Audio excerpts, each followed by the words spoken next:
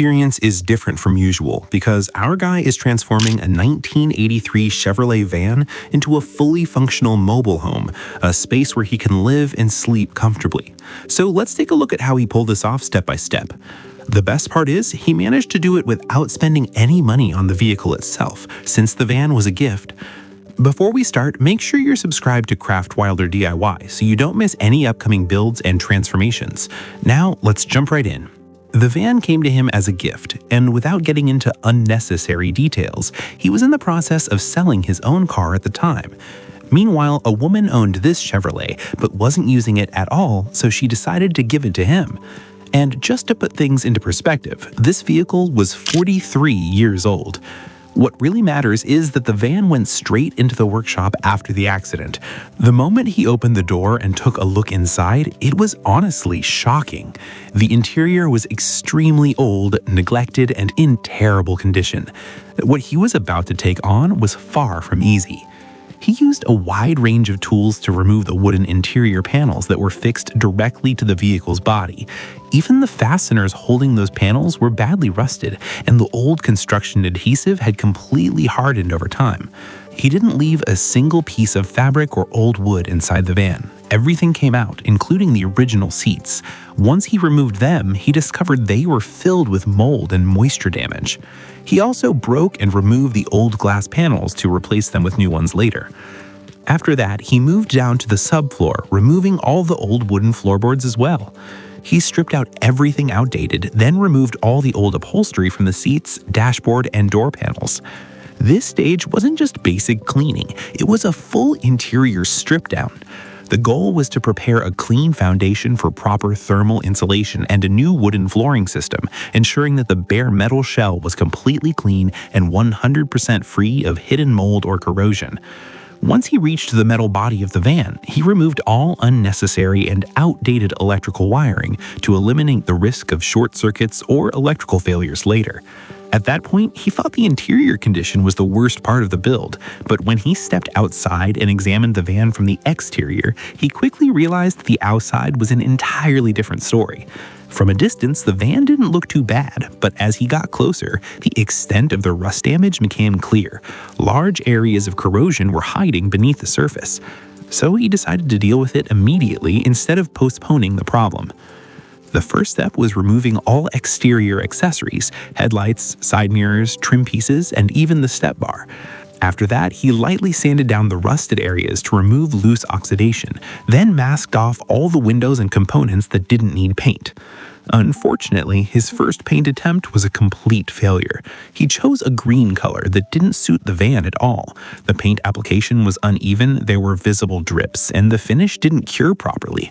On top of that, the color itself looked wrong under natural light. That's why he decided not to take any pictures at first. So he decided to try again, but this time he made sure to choose a much better color. He prepped the van once more and gave the paint job another shot. This time he focused heavily on the spray technique, making sure the pressure, distance, and movement were correct to avoid paint drips and uneven layers. After a lot of hard work and patience, the final result came out solid and genuinely impressive. Once the paint fully dried, he carefully removed the masking tape from the vehicle's nameplate, finally revealing the finished exterior. As you can see now, this is how the van looked after the successful repaint. At that stage, the interior of the vehicle was completely stripped down, so he immediately moved on to working on the foundation of the build, starting with the floor structure. Since the original metal floor was old, uneven, and not suitable for living, he decided to replace it with a wooden subfloor system. He began cutting wooden panels to size, making sure each piece fit perfectly. Every cut had to be precise, especially because of the curved shape of the van's body. After cutting each board, he repeatedly test-fitted to ensure proper alignment before securing it in place. He installed each piece one by one, slowly building a solid base. During the stage, he also created designated sections for a bookshelf and a dedicated space for the sink, maximizing the interior layout and making efficient use of the limited space. It's worth noting that most of the wood he used came from leftover scraps, which helped keep the overall project cost as low as possible. Once he finished the floor, he installed the wooden shelving units and replaced the old glass with new panels. He also modified the skylight opening and installed a roof ventilation fan, which plays a key role in airflow and moisture control inside the van. Next, he prepared a mounting area for the solar panels, fabricated a custom metal frame for them, and securely fixed everything in place on the roof. While working overhead and cleaning the ceiling area, he discovered that the old antenna mount was leaking water into the van. This was a serious issue. If left unresolved, water intrusion could damage the interior, compromise the insulation, and create major electrical hazards. To solve this, he initially used the existing antenna hole as a pass-through for the solar panel wiring. This step was critical because it's what transformed the van from a regular vehicle into a self-sufficient off-grid living space. After routing the solar cables through the antenna opening, he sealed the hole thoroughly using waterproof sealant and insulation materials, ensuring no moisture could enter. Then, he connected the wiring to the solar charge controller, completing the core of the electrical system. With the floor finished and the water leak fully resolved, he moved on to insulating the vehicle from the inside. This stage is extremely important because it transforms the bare metal shell into walls, ceilings, and floors that are actually suitable for daily living. The process began by thoroughly cleaning the exposed metal surfaces to remove dust, residue, and any remaining rust. After that, insulation was installed. This insulation serves multiple purposes. It reduces heat during the summer, retains warmth during the winter, and significantly lowers noise from rain and road traffic. The insulation layer sits between the metal body and the wooden panels. Once the insulation was in place, lightweight wooden panels were installed on the ceiling, walls, and floor. These panels form the structural base for all future interior finishes. Without this interior lining, living inside the van would be extremely uncomfortable and impractical. Next came the ceiling, and this is where he wanted to do something special. He aimed for a design that was unique and helped the van stand out visually.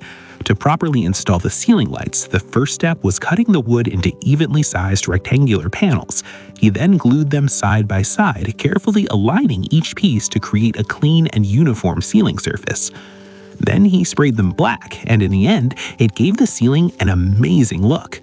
He started painting the wooden parts inside the car black, and he had to do something important when setting up the electrical system. He made an electrical box. This box would hold all the wiring inside the car and protect the wires so nothing would touch the car's metal frame and cause a short circuit. Of course, he had to make this box out of wood or another insulating material to keep it safe. He made sure the wiring didn't touch the car's metal frame, so he built a small hidden box in the ceiling to neatly organize and secure everything, making the lighting look professional and evenly spread out. Since the whole car is just about 5 meters long, he had to plan carefully to make the most of the space. The first thing he decided was that he needed to create some space for a trunk in the car. You might wonder why he didn't just turn the whole car into a mobile home and store everything inside. Well, he made this trunk specifically to hold all the plumbing and electrical stuff, like batteries and water tanks. For example, all of this had to be in one place and locked up, of course. Then he had an idea to make a guest bed. The best thing about this bed was that it wouldn't take up any space since he was working in the back trunk. He decided to try building the bed while also working on the trunk that would hold all the plumbing and electrical tools because he didn't want to leave any space unused. Then he started cutting the wood to make the bed frame and worked on installing sliders which would make the bed slide in and out easily. This job was very precise and needed exact measurements. So to prevent it from breaking or getting stuck after finishing the guest bed frame, he noticed a small unused space next to the bed. He decided to build a hidden cabinet there for the TV, one that can pop out and hide away. This idea would give a modern touch to the old car. He started cutting the boards to build the cabinet. Here it was really important to get the measurements just right so the TV could slide out and back in smoothly without banging. And he actually managed to make it flow nicely without taking up much space. At the same time, he built it sturdy enough to last a long time. Now, moving on to the main spot where he'd relax, the couch, he bought a ready-made couch.